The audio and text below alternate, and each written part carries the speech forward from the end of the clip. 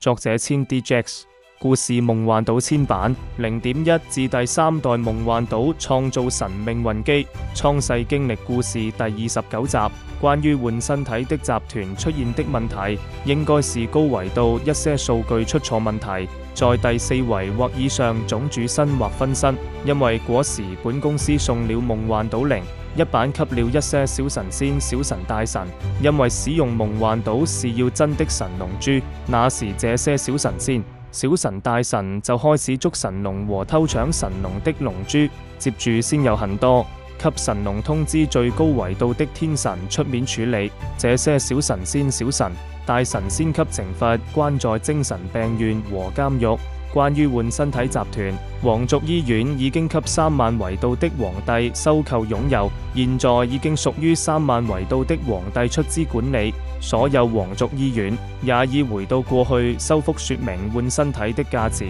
如果沒有錢可以不換身體，所以應該不會出現換身體沒錢繳付清給困在精神病院和監獄的情況，因為已經回到過去，改變了故事。說明換身體的價錢及沒有錢可以不在皇族醫院醫療服務換身體，你們可以等到2026年4月13日就開始。神界醫院有免費換身體提供，另外無論是誰升維度必須繳交升維度費用，你們身體會換機不繳付升維度費用，吃神素藥也有問題，請盡快繳交升維度費用。